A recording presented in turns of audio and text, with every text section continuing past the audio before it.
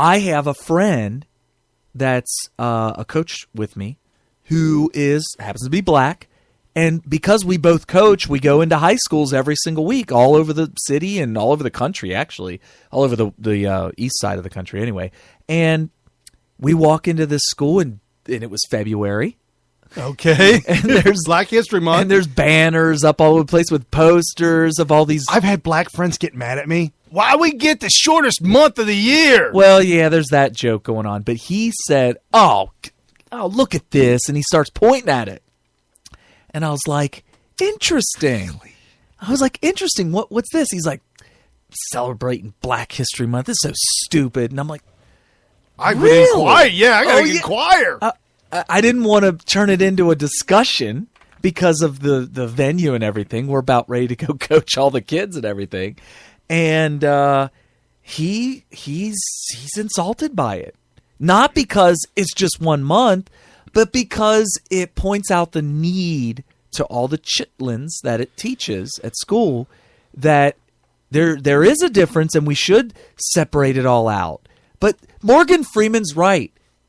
It's a part of American history. It doesn't matter the color of the skin. If George Washington Carver is a great man, so great, such a great inventor that he changed American history, then we should all learn about him. Oh, by the way, children, George Washington Carver was not a white guy. Yeah, why do we have to point that out? Well, just let you know. He invented like 200 products using peanuts. We don't have to point that out, and that is American history. Right. Yeah, and there's a whole bunch of other ones. Now, people like Harriet Tubman, who they want to replace Jackson on the $20 bill. Okay. Now, you may have to point out her race because she was an escaped slave who then went back to try to free as many slaves as possible in the underground. So there may be a need to point out her race because of what we were doing and what she was able to accomplish. I don't know, because there was more. They're saying that the numbers of slaves, of Irish slaves, which were white, were way higher than black slaves at one point in time. But in America? Partially in America and still in Europe as well. Right, but if we're talking about what happened with regards to slavery in America, you're right. I mean, there were white slaves, there were black slaves, and there were black free people, and there were black slave owners. Lots that's of a them. Huge one that so many people do not know. So then, color of your skin doesn't matter. No, either you're a slave or you're not a slave. You're free or you're not free. It just so happened that a vast majority of slaves in America, for a vast majority of American history that slavery was legal, happened to be black, and a vast majority of people who were free in America for a vast majority of that history were white. Right. So it's just a happenstance and it's thing. a good thing for the liberals who started the Ku Klux Klan.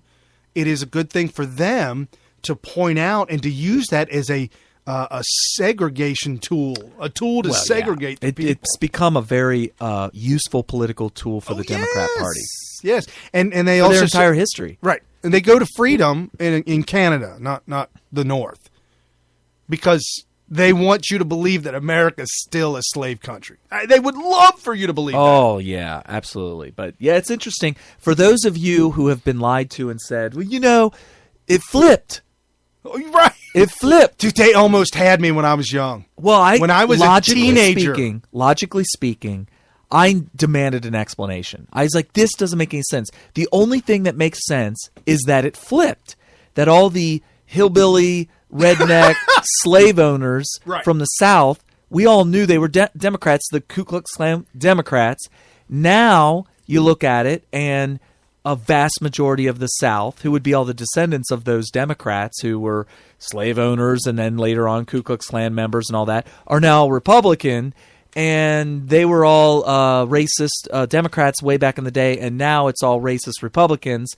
And in the North and everywhere else, you got the Democrats now who were all mostly Republicans back in the day, and you got the Republicans that freed the slaves under Abraham Lincoln. What the heck happened? Well, it turns out, if you look at it this way, Democrats have used race as a political tool.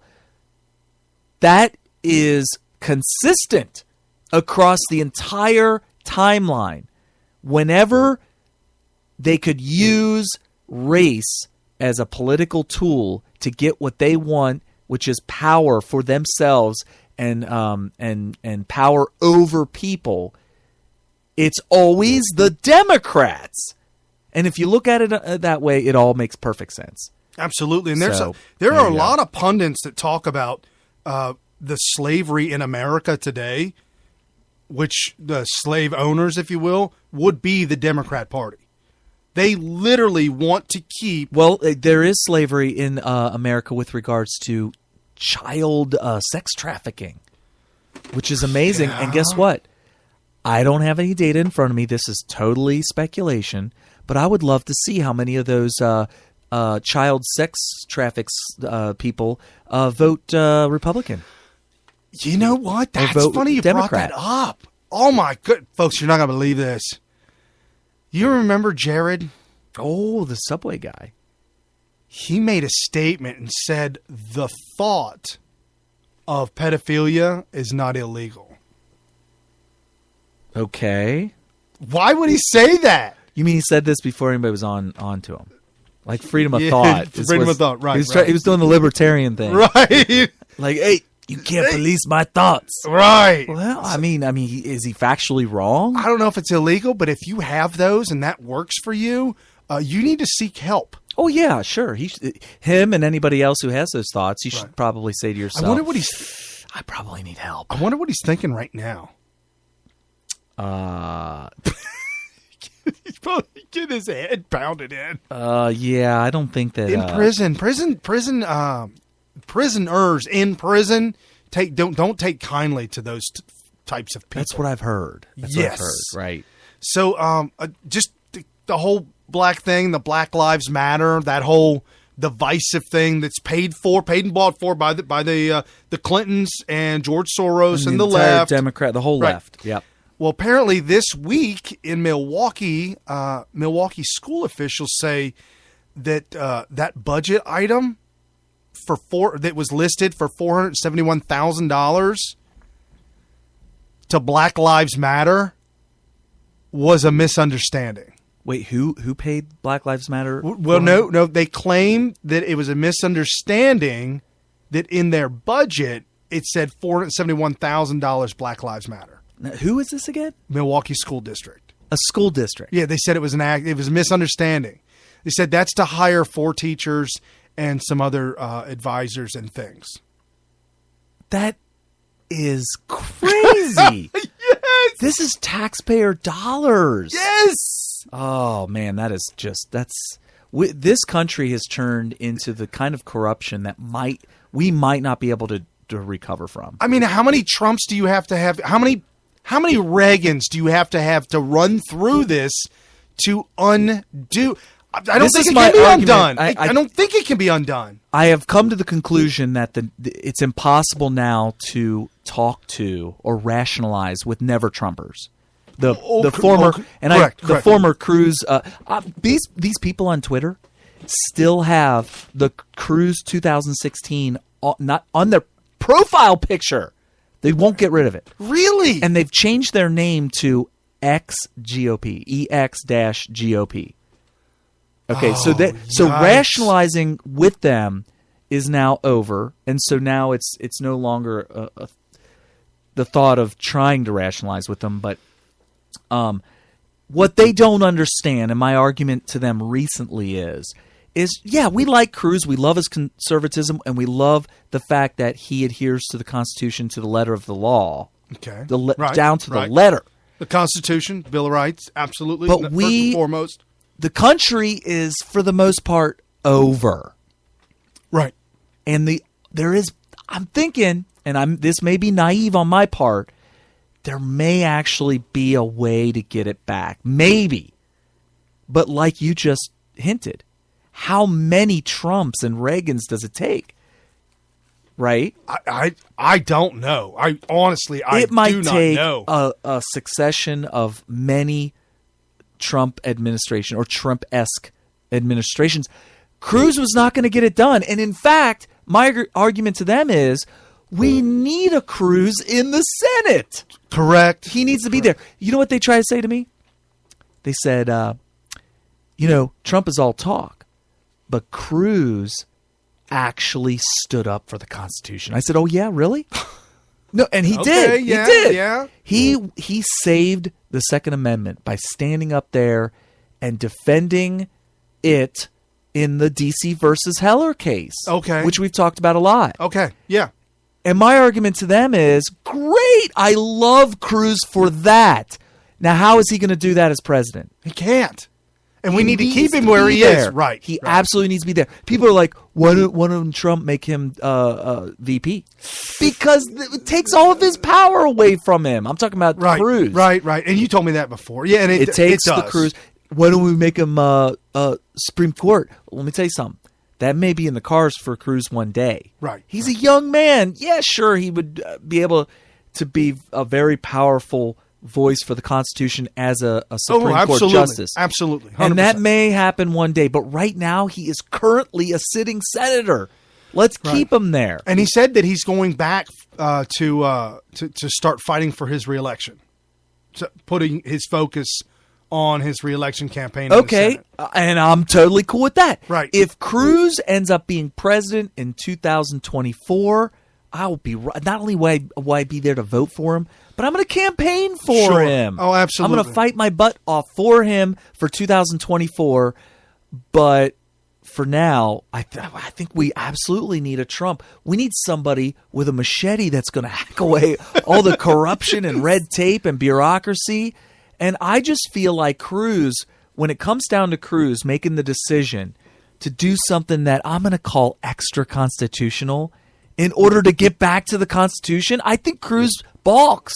Oh, wow. I think he says, whoa, I see what you're doing here. I know what you're doing. We need to fix this and fix that, but we can't go down this road. I'm ready. Somebody needs to go down this road. Right. Somebody needs to go down a road less taken, a road that politicians are taught. Somebody needs to swing in a circle with an axe.